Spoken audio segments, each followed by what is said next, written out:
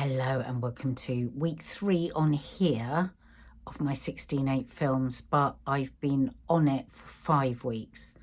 So yeah, every Friday around 6 o'clock, a film will be going up, just talking through what I might have learned, what it's been like, answering some of your comments, and giving you a day in the life of what I've eaten.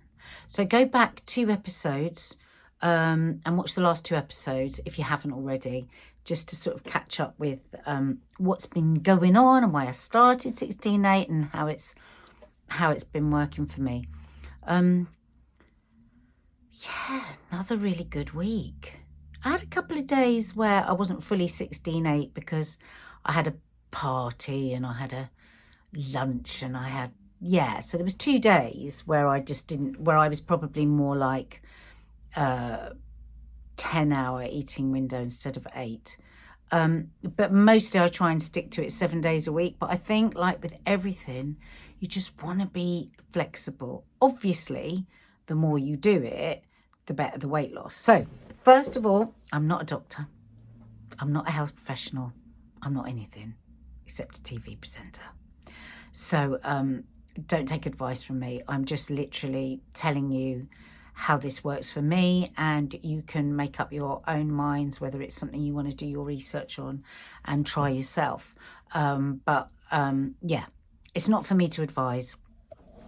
But I like to tell you how it's going for me, because we always love to hear about how things are going for other people, don't they? Especially when it comes to feeling healthier and more energetic and hopefully lowering my cholesterol, because this is why this all started, and hopefully reducing my insulin, because I don't want to be diabetic like my dad, and all of those other reasons that I'm doing this, not simply to lose weight. Though, of course, losing weight is the important path to all of those things. So, sorry if I keep forgetting and looking there instead of there, because that's where the lens is. You'd think I'd know by now. I always end up looking over there. I don't know why, when actually it's there. So I've read all of your comments, every single one. I should have written down people's names. So basically there was one of you said that you didn't know how you were going to cope with being hungry, not eating after 8 o'clock, and said that you might have a teaspoon of tahini. Now, tahini is calories. So, you know, it's better not to have any calories at all to get into that fat burning state and the autophagy and all those other things you want to get to. But you can do this really gradually. You could start doing 16/8 1 day a week and then build it up.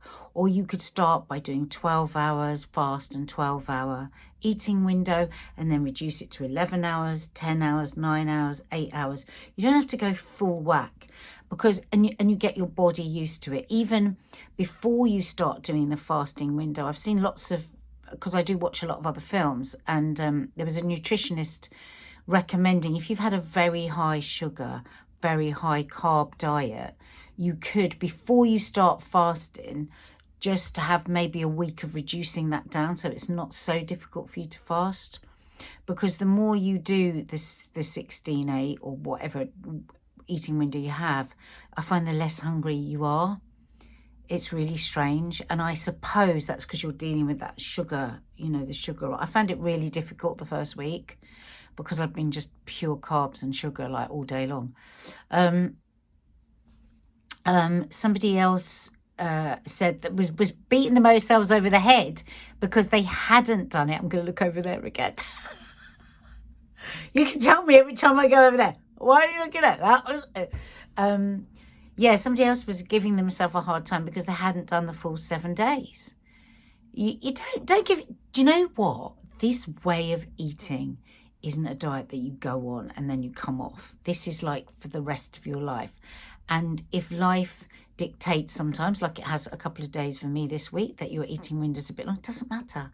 We want to take the guilt and the pressure and the constant stinking thinking and berating that so many of us do around food and around eating. That's not the point of this. The point of this is to actually free you from that. And I think I say into this week's what I eat in the day, that I really do believe that, because I can have what I want not when I want, because it's an 8-hour window. I kind of just am making just good choices, you know. You know, the thing is, like, if I want a slice of cake, have a slice of cake. If I want a couple of biscuits, have a couple of biscuits. But if you overeat on those, even in an 8-hour fasting window, you won't lose weight. So it's really important that what this helps you do is find moderation. You know, that thing we're always looking for, just moderation, not exclude anything. I hate the idea of doing keto and 16-8. I know a lot of people like that, but no. No, because you know, I've said it before in previous films, to take out a whole food group for me just doesn't work. It just makes me want that food group even more. So, you know, at the weekend, yeah, it's Friday night tonight, I'm going to have a glass of wine or two. I'm not going to have a bottle. I'm not going to have half a bottle, but I'm going to have a glass of wine or two. I'm going to watch a movie later with the family. I'm going to have some popcorn, but I'm going to have it within my eating window. So it is about having what you want, but not having more than you want. You know, is that a question that you can ask yourself when you're going for like the 5th biscuit or the like 3rd bag of crisps? Can you say to yourself, am I actually having more than I want? Am I actually sad, lonely, angry? Do I need a hug? You know, why am I reaching with this food beyond what I actually want? Because there's comfort eating when you think about a totally like healthy attitude to food. I'm coming in, I want a nice comforting stew with some mash. Or, I'm going to come in and I'm going to have a nice hot chocolate with my kids. I'm going to have a nice comforting hot chocolate. And then there's the other kind of comfort eating, which is about shoving food into your mouth to shut up your feelings. And there's a distinction between those two things. And sometimes, because obviously I'm a cook and I do cookery books, sometimes I felt bad when I've said comfort food, because I know how that can be a very negative thing for some people. But no, I do still use it, comforting toad in the hole with mash and gravy, because I understand the distinction. Now, that's comfort food. Trying to comfort deep and complex emotions with food is exactly like trying to deal with, you know, deep and complex emotional issues with food, with drugs or drink or shopping or any of those other things, or the internet. And it really has to be treated the same way. You know, if you can just stop yourself, like if your hand is going into that donut bag and you've had one, and now you're going to have your kids and your husbands and the nans and everything, then stop, walk away from it, go somewhere else. Ask yourself what you're doing. Ask yourself what you're feeling. Do you want to have a massive row with your partner? Are your kids driving you mad? Do you wish you had never got a dog? You know, are you worried about money? Are you, you know, fearful about your health? Try and take yourself away and think about that. And then work out if you're still hungry, whether it was like emotional hunger or is it physical hunger. And if it's physical hunger, eat. If it's emotional hunger, the food won't help. And it's that first bite, second thought. So after the first bite, it's lovely. What's the second thought? What can you think about that? Why are you going to keep on eating beyond that bite or that slice or that portion? Why are you going to do that? Because I think it's a really important thing to discover in ourselves, because the hunger, you know, what I love about 16-8 is I get properly hungry, but actually I never let myself. Most of the time I don't let myself get properly hungry. I feel a first pang of hunger. I get frightened and I eat something. I snack on something to shut up that feeling, because what does that mean? You know, so sometimes, you know, it's important to just say, okay, yeah, no, that's a real rumbling. I'm definitely hungry. I'm not pissed off with my partner. I'm not frustrated at work. So the way to fix this real hunger is to eat something that's delicious, eat something that's nutritionally dense. And that's that. If you need to have an argument with your partner, maybe just have an argument with your partner and don't have half a loaf of bread. I fail at this all the time, but it's basically my journey of really trying. I'm so much better than I was, but it is a journey.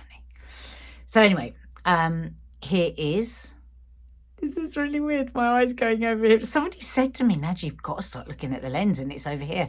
Okay, so this is a little day in the life of one of the days of what's it? Not experimenting. No, living the 16/8 life. Now, of course, when I show you this isn't about you following exactly what I do, because you might be a different size, you might have a different hunger, you might have different nutrient needs, but this is just to give you an idea. Good morning. So it is now 9 o'clock. I've been up since 6, and all I've been drinking is water, black tea, and this. I love this Moroccan mint green tea.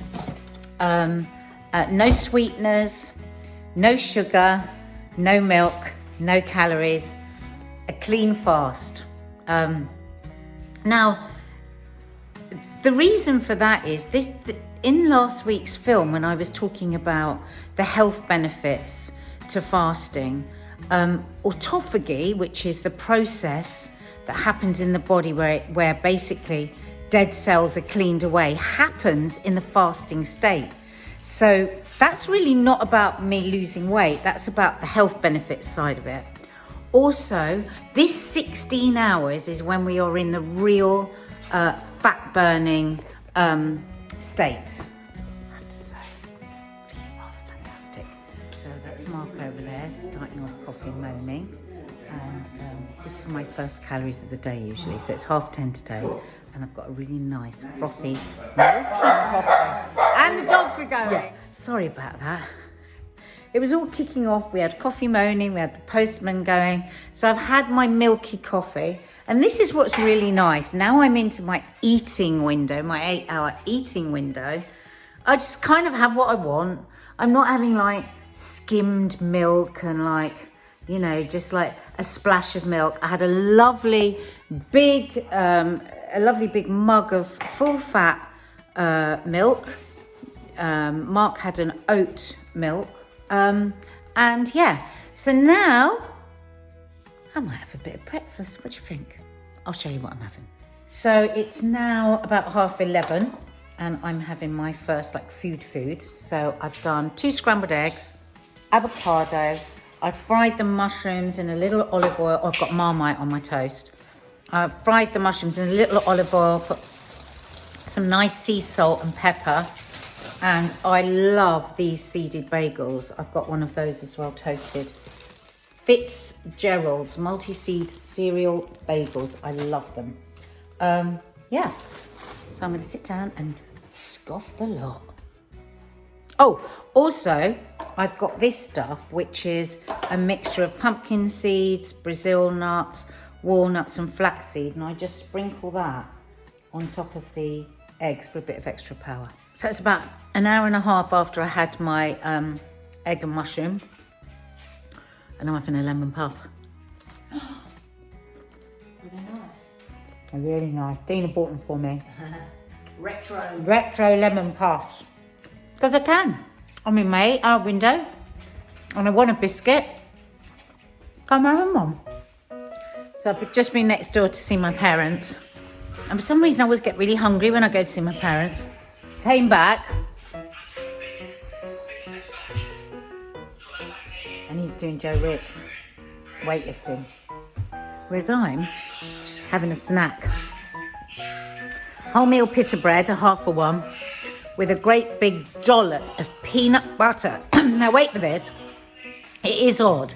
Peanut butter, grated carrot, and chopped spinach and Marmite. So good. Hiya. Right, it's 5 o'clock. I'm not actually that hungry. But I am going to cook a meal and eat it, because if I don't eat it before 6:30, I'll be starving later. Yeah, and by the time this chicken is cooked, I'll probably be starving by then. So I've actually let me turn this round. So I've just spatchcocked a chicken. We're all tired.